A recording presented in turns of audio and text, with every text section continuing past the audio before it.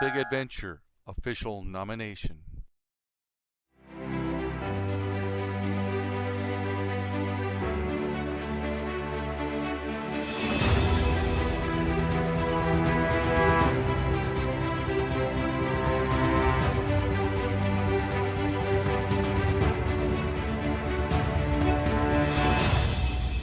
Oh man, I must have had some really good kush.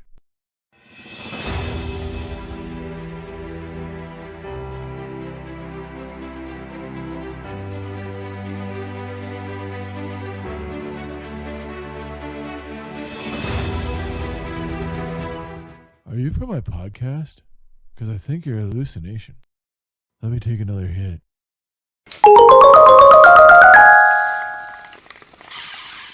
Stinky's Big Adventure, Best Music. The Dark World IRL official nomination. It'll snap in. So there you go. Okay. All right, roll sound. Sounds good. Got it.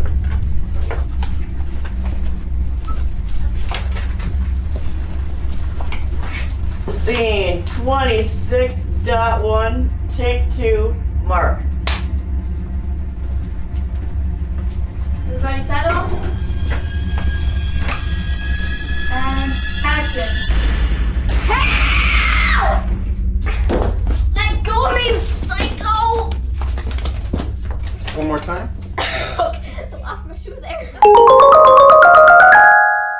The Dark World IRL, Best Actress. Hi there, I'm Ryan Gilmer. I'm from Plymouth, Minnesota, and thank you for tuning in to a horror film festival. So, I am here to discuss my two films. One, The Dark World IRL, which is part documentary and part narrative about the effects of basically catfishing on the internet and talking with people that you don't know who they are. The original, it's a documentary that some kids made in the Minnesota film community for a 50-50 kids challenge. And as they were doing this, I documented the process, and I actually made two behind-the-scenes documentaries. One was a more kid-friendly version that talked about their inspiration for the film. That's called IRL, Fiction vs. Reality. And then this more horror version where it kind of jumps you into the middle of it. You don't know who the people are. It's got aspects that are the documenting of making the film. It's got parts of the film, and it's more of how I envisioned it, but it's not exactly kids friendly. It's an important topic. The other film, Stinky's Big Adventure, a Bush League holiday special, is an animated sci-fi stoner alien real life inspired comedy. How did your love for the horror genre begin? It can be interspliced in lots of different genres. For example, The Dark World, IRL, is a horror film, but it's also a documentary film. It's a mixture of the genres, and you can do that because you can see horror in most real-life situations, or really in college, Washington University in St. Louis. They restarted the film courses, the film class. I was part of the film board, and I would actually project on 16 millimeter and splice the 16 millimeter and see older films, along with taking film classes and studying films like Metropolis and Nosferatu, the original one that is actually, at this point, the film fest has actually happened, but Stinky's was in a film festival, the Red Brick Road Film Festival in Oklahoma on October 14th through 16th. It showed on the 15th and the 16th. But on the 14th, they actually showed some of these classics. I think it was Nosferatu and then The Man on the Moon. Like over 100-year-old films that anybody who wants to know stuff about films should watch. And obviously over the time period, horror has changed. It's gone through tropes, it's gone through different genres, it's run its course in slashers, and it's come back with there's some truly iconic filmmakers in the horror genre.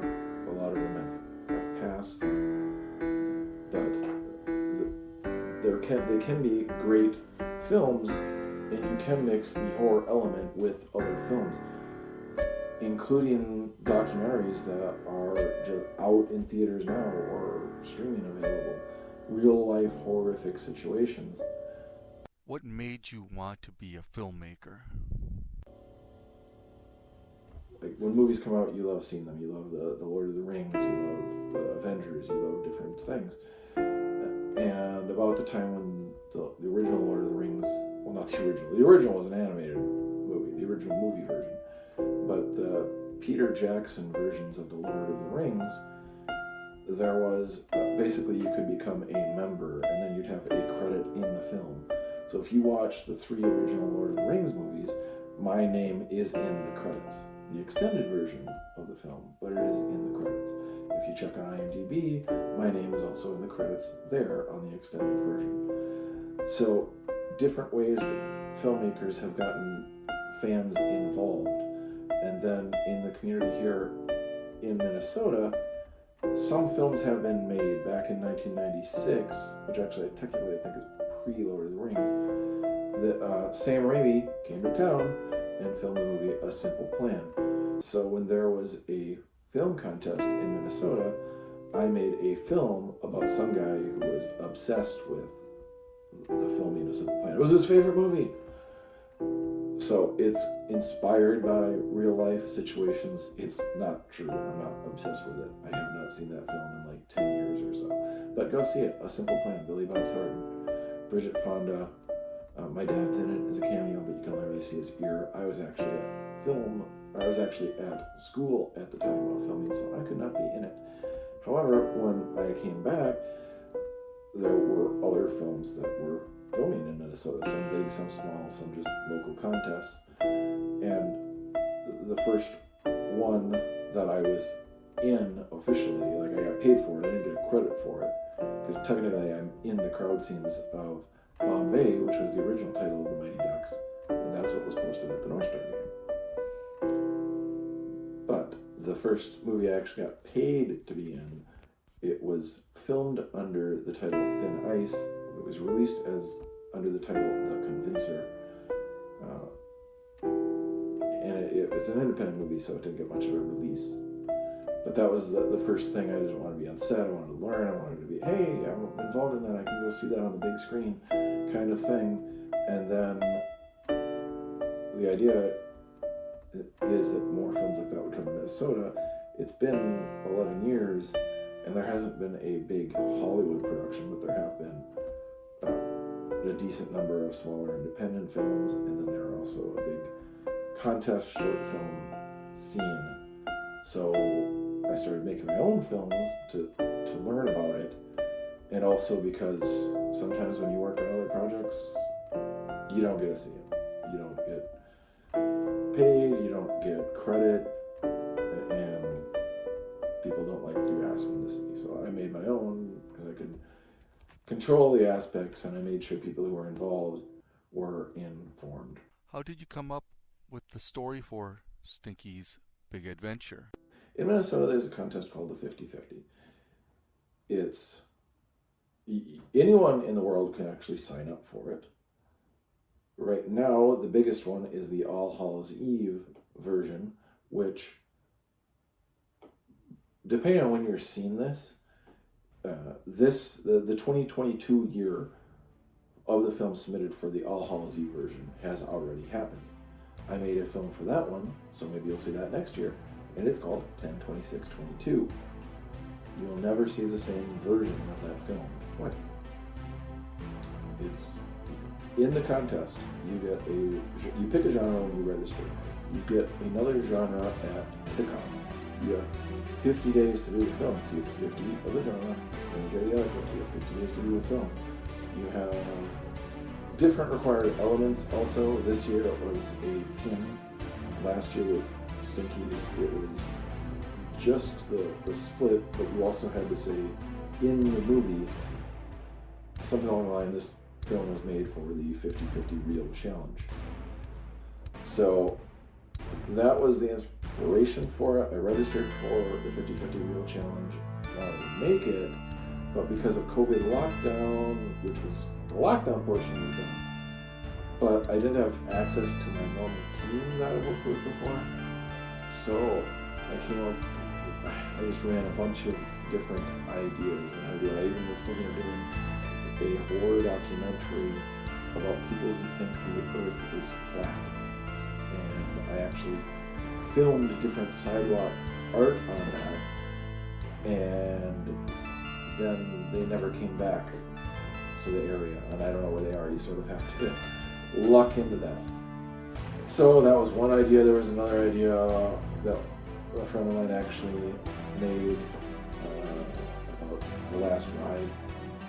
Kind of like a girl died long ago, and then her ghost in the future like tries to find somebody to bring her to her remains, kind of thing. There were some other ideas I don't remember, but essentially running out of time and ideas to try to do it with a limited budget, limited people. And a different friend of mine, I was working on an animated series called Bush League, and one of the characters that I voiced was Stinky.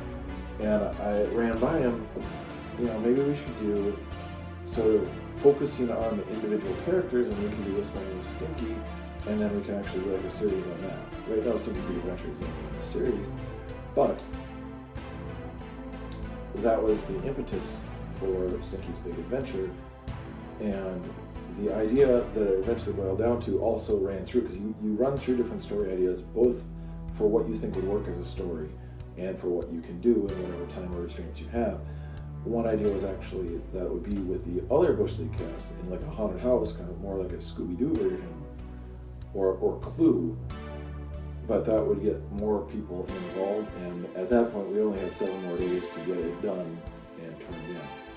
So the other idea we had, or I came up with the idea, was that it was just Stinky and the hacker character, and basically the hacker was trying to get something that Stinky had, and at that point I was getting emails about Bitcoin and a bunch of scamming emails, and I was like, I want to use those. I want to make a movie about those cons that are out there to help inform people about the cons and what not to do, but in this case do it with an animated movie, so that the movie also has a learning experience, because everything that's said and done in the movie involving Bitcoin is true.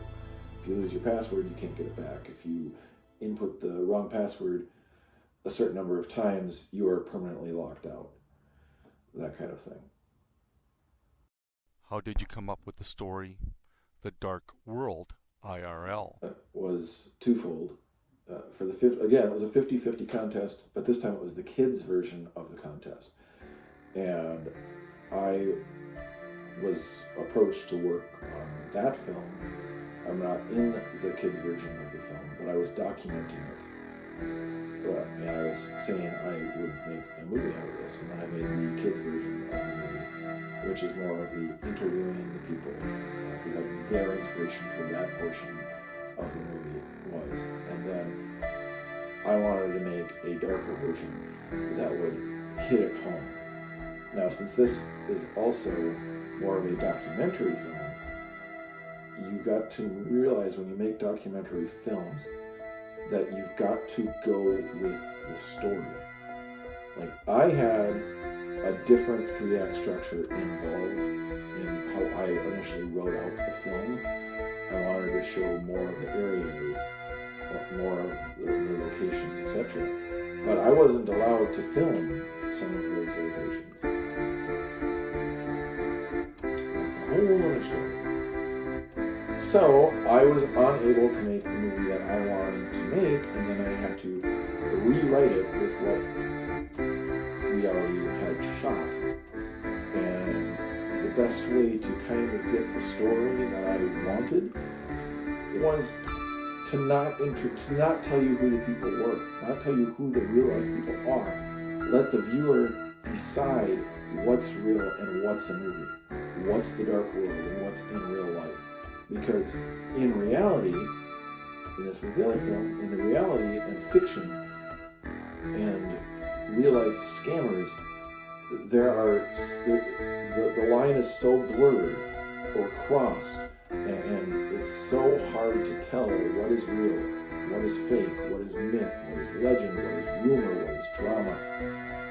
And if you don't want to listen, if you can't filter through the noise, well, then the dark world is real. And that was the inspiration for the horror movie version of it, because I wanted to hit home that what you think is a movie is reality, just under the filter of a documentary film. What has been the most challenging and the most rewarding while filming your projects? Stinky's Big Adventure. So the most challenging aspect of Stinky's Big Adventure was getting it done in 7 days. An animated film from start to finish.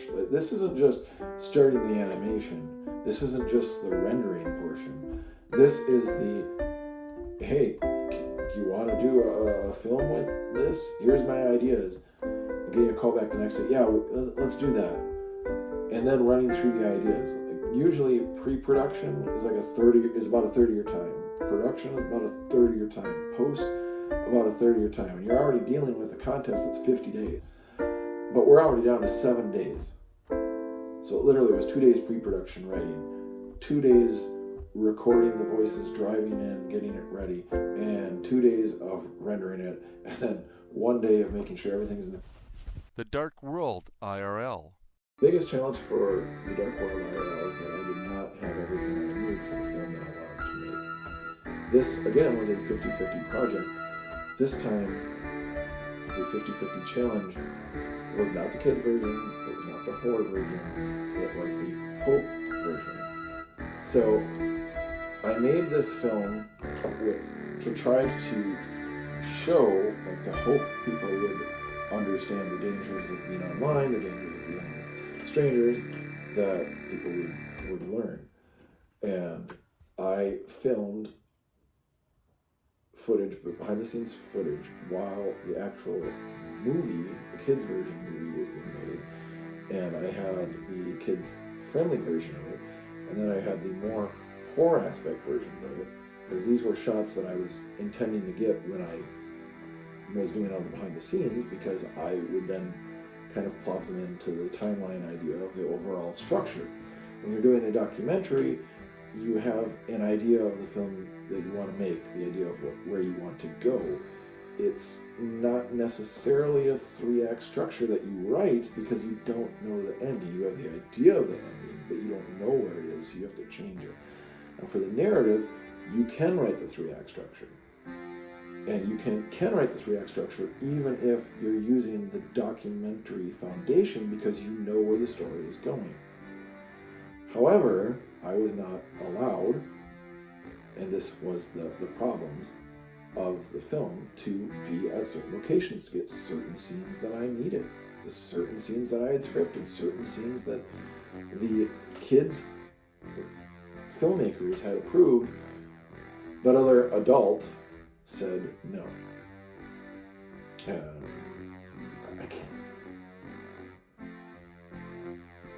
Rewarding aspect of the Dark World IRL is that it got done, it told the story, it still got the hope aspect through, it still was essentially what I wanted to tell, just not the way I wanted to tell it. So while it was a challenge to rework the footage and the story that I had, again, I had to fall back into the documentary aspect and change with the story that I was documenting. So that was the rewarding aspect, is you can do that, or I can do that. Because at heart it's a documentary film, but it's in a narrative structure, so it's a horror film, and that's how you can merge the genre.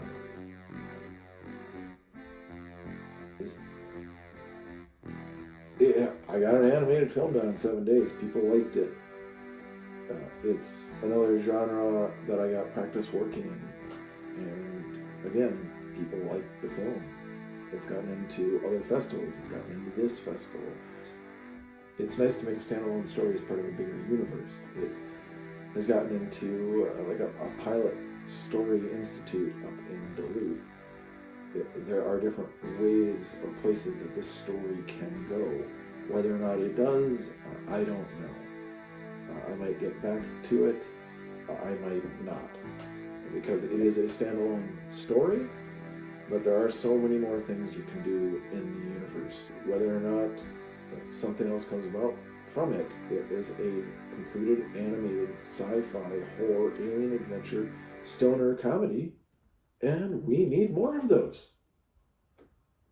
I mean, I want more of those, don't you? Please tell us which horror movies are currently your favorites. So the horror genre is one of those genres that has its... But as I said earlier in this, some of the earlier films, like Nosferatu, the original one that's over 100 years old, the not really a remake, but a little bit of a behind the scenes building into the legend of it with William Dafoe. I think it was just called Vampire or Vampire. Something with a vampire, Night of the Vampires. I don't know, but it's with William Dafoe, and he played the character in Nosferatu who people thought was a real vampire, or at least the actor was so method that he would think he was a real vampire. So those are some of my favorite ones. I love the original Halloween in theaters. Down your street, you can probably see the third iteration of the remake of the 15th version of Halloween. At the time of this recording, I haven't seen it, but I can tell you right now, I did not like the first two in this series. I actually like Halloween 2. I like Halloween 1, 2, 7, and it should have continued that. But the newest Halloween series of 3 makes 7 impossible. And I understand that series has its own timeline issues, and different movies you can like for different reasons. So if you want to watch 1 and then the new one, that's fine. I like Halloween 1. I like Halloween 2. John Carpenter was still involved. Halloween H2O I liked because it brought it back to its roots. And that's what this new one was attempting to do. But see, I already had that with Halloween H2O / Halloween 7. I also like basically any Wes Craven horror movie. The Red Eye one is great, obviously. The Screams, Nightmare on Elm Street, the first one, not the second one. But the fourth one I like, but those are based off of his characters. I do like the Saw series, but these series get to be an aspect. I like the first 3. I don't really like the 4, 5, and 6. I like that they tried to go in a different direction. So you might go to my YouTube, you might watch some of the films, you might see the horror inspirations, but you might not like certain films. That's great. They're not part of this festival. They weren't submitted to this festival, but you can have your own horror taste, and that's great. We can have a discussion about why you think Halloween 3 is totally awesome, and it could have been so much better if they just had the shape in the background, and then you were like, well, the idea was it was an anthology film. I get that. I understand that. But I don't really like that. I like that people were going for it kind of aspect of horror films. It's more respecting the game, but then there's some true auteurs of the genre. And if you really want to know and learn and respect the genre, you've got to go to some of the OGs, like the one I keep saying, and then you got to go to the sort of, it's horror but it's sci-fi, like Metropolis kind of thing. and understand how horror actually became what it was. It's not just, oh, it's Jason from the 80s and it's a slasher movie. No, that wasn't the birth of horror. That was like the rebirth of horror. And technically, that's not even the first slasher movie. That would go to Black Christmas in Canada. So, again, that's a movie I like. I don't like the movies this year that were really good, horror movies. The Black Phone, I liked a lot. I didn't really like Smile, although that's going to probably outgross The Black Phone. I also like documentaries that are horror. Like, if you watched Punch 9 for Harold Washington, that was just in theaters. It might be streaming. Now, it probably is streaming now. I don't know what streaming service it's on. It is a documentary, but it is also a horror movie, because real life has horror movie situations.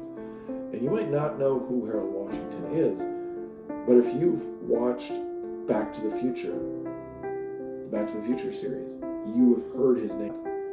There are parts of horror movies that you can like High Tension. If you watch the horror movie High Tension, that movie is badass until you get to the actual mechanics of how things worked. Then it completely falls apart, to the point where it's almost a terrible movie. But it is so awesome up to that part. Another horror movie that you might want to look up is Titan. Again, some of these are foreign movies, and again, it's the concept is awesome. I don't quite get to the very end of it because it's weird. It's like body torture, but somebody's like a human, but actually a car, because they had sex with their car. Again, somehow it works, but it's very weird. It's like, this is a horror concept that nobody's done, and it works, but it might overstay its welcome, sort of like this video might. Sarah of Horror Festivals. So here we are in 2022. Stinky's Big Adventure was made for the 2021 50/50 Real Challenge Halloween. The Dark World IRL, made 2 years prior, but it was shown 1 day later, or 2 weeks later. And that was made for the 50/50 Hope. 50 days to make it. This year, so those both showed in 2021. This year, the 2022 horror movie, 10/26/22.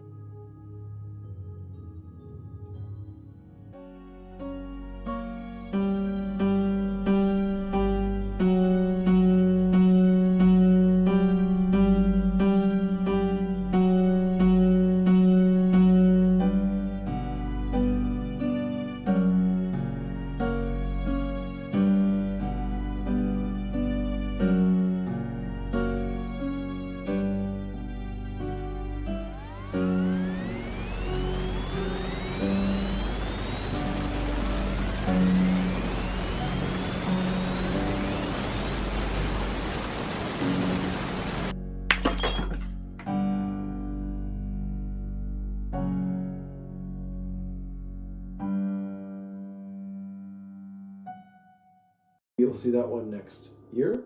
Maybe, depending on when you see this, you can contact on Facebook the 50/50 Real Challenge All Hallows Eve edition. See about submitting for next year. See about doing one of the other contests. The kid contest, there's the Hope contest, there's the city contest. All of these I have made films before, and you get to keep your rights for these contests and festivals. And then you can submit them to other fun. If you have any other questions, please like, subscribe, and comment on my YouTube channel. Look me up on Facebook. Go to my IMDb. Or if you see other films that you would like to request, either for submission of this film festival or information on them, please do. This video you're watching will be edited on HD Movie Maker Pro. Go out there, make your own film.